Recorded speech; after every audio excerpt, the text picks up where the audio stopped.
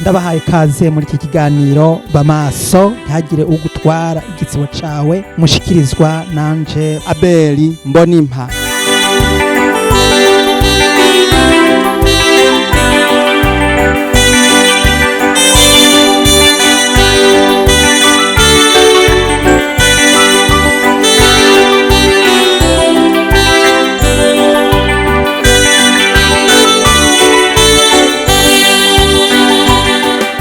Ndagushima Mana yuko ugendeye ubwoko bwawe, ndagushima yuko ugendeye abantu bawe, ndagushima ko ugendeye abo watoranije. Mwami urakoze, ukoze ikintu gikomeye kandi gihambaye, kuko uje kongera inkomezi abo watoranije kugira ngo bahe gushikama. Urakoze kubagendeye, urakoze kutugendeye, urakoze ko wongeye gukora igikorwa gikomeye Mwami mu mitima y'abakristo, kuko benshi bari bazobereye, benshi bari bamaze Mana, bari bamaze gucika intege, abandi bari bamaze gucurika imitwe mu maguru, abandi bari bamaze kwihebura, abandi bari basigaye bibaza bati mbega turavahe turajahe, abandi bari batanguye kwibaza bati mbega koko ivy'Imana ntibikigireho bica niyo biva. Ariko ndagushima yuko uri Mana wongeye kuzana ubushobozi bwa Mpwemu Yera, ugasuka ubushobozi ku bakristo, ugasuka ubushobozi bwa Mpwemu Yera ku bana bawe, kugira ngo abahungu n'abakobwa bongere kuvugishwa, bongere kuvuga badatinya, ntibatinye ku kigohe, ntibatinye kuvuga ubutumwa bwiza, ntibatinye ibikomeye n'ibihanganye. Ariko Mwami, ijambo ryawe rizima, rifise ububasha, rifise ubushobozi, ijambo ryawe ririmwo intsinzi, ijambo ryawe ririmwo inkomezi. Ndagushima Yesu Kristo kongeye databuja gucisha abantu bawe mu ruganda no kubavugutira ndetse no kugira ngo ubeze. Haleluya, urakoze Mwami. Databuja igihe kirageze kugira ngo Mwami abagushingira intahe bongere kugushingira intahe Mwami Yesu ku mugaragaro, kandi bagushingira intahe mu Mpwemu no mukuri, boye gutinya ibisaka, boye gutinya ibikanganyoni Mwami, ngo amaso y'ibikira ntabuze abavomyi. Ndagushima Yesu Kristo yuko atana kimwe kitubuza cyane biducikisha intege, ahubwo yuko ubushobozi bumwe wambika Daniyeli aribwo bushobozi urimwo uraha ishengero ryawe no munsi.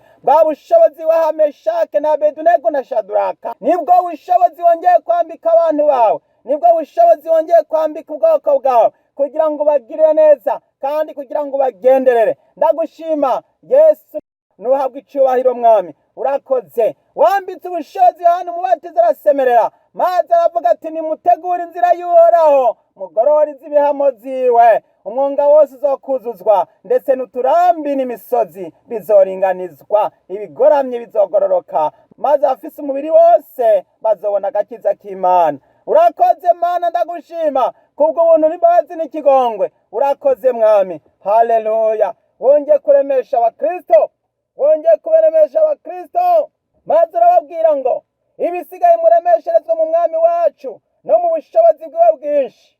Mwambara ibigwanishwa byose by'Imana kugira ngo mushobore guhagarara mudatsinzwe n'ubugunge bwa wa murwanizi. Kuko abo tunigana ataraba inyama n'amaraso, ariko tunigana n'abakuru, n'abafise ububasha, n'abaganzi y'isi y'umwiza, nimwe mu mbi z'ahantu ho mw'ijuru. Kubw'ivyo mwabira ibirwanishwa byose by'Imana kugira ngo mushobore kudatsindwa ku munsi mubi, kandi nimwaheza byose mugahagarara mushikamye. Haleluya. Nuko rero mushikame mukenyeje ukuri, mwambaye kugororokanya icuma gikingira igikiriza, mwambaye inkweto z'ivy'ubutumwa bwiza bw'amahoro bibiteguza, kandi hamwe n'ivyo byose mwabire inkinzo y'ukwizera, niyo muzoshoboza kuzimisha imyambi ya wa mubi yose yaka umuriro. Mwabire inkofero y'agakiza, bona inkota ya Mpwemu, niyo jambo ry'Imana. Musengere muri Mpwemu ibihe byose, mu buryo bwose bwo gusenga no kwinginga, kandi ibyo mubibere maso, mukobeje rwose musengera abera bose. Haleluya. Urakoze Mana. Aya majambo abonekana mu Banyefeso igihimba ca 6 ku murongo wa 10 maze kugeza ku murongo wa 18. Urakoze Mana kubw'aya majambo meza, kubw'aya majambo y'indemeshanyo, kubw'aya majambo yo kuvira hasi rimwe, kugira ngo twambare ibigwanishwa byose by'Imana.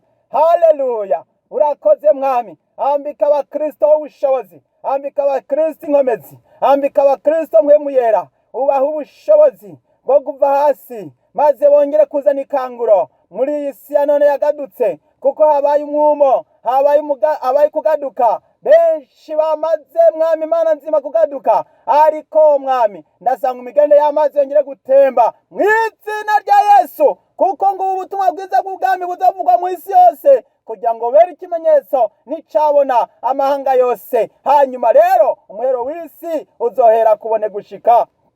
Urakoze mwami, ubutumwa bugomba kubanza kuvugwa imbere y'uko umuhero w'isi ushika. Yesu, hagurutsa abavuga butumwa, hagurutsa abasenzi, hagurutsa abandi bose Mana bamaze kwiyemeza gukorera, maze bavira hasi rimwe bakwiza ubutumwa bwiza, bongere gusemerera, bongere kuvuga. Umuhero uri hafi, kuza ku Mwami wacu Yesu Kristo kuregereje. Nimwitegure maze mwemere mwakire ubutumwa bwiza, maze abemera mwongere kubatizwa, maze mumaze kubatizwa mu mazi menshi, maze nimwamara kubatizwa mu mazi menshi muhindukire. Yesu Kristo abagirire neza. Ngwikangure wowe usinziriye, uzuke uve mu bapfuye, Kristo arakumurikira.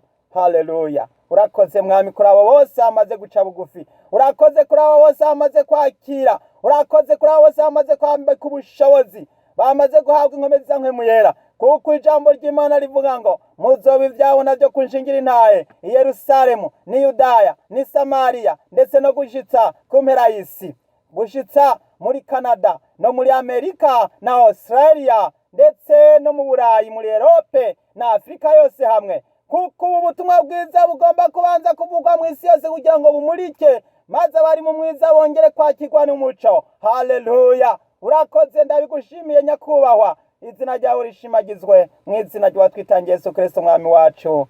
Amen.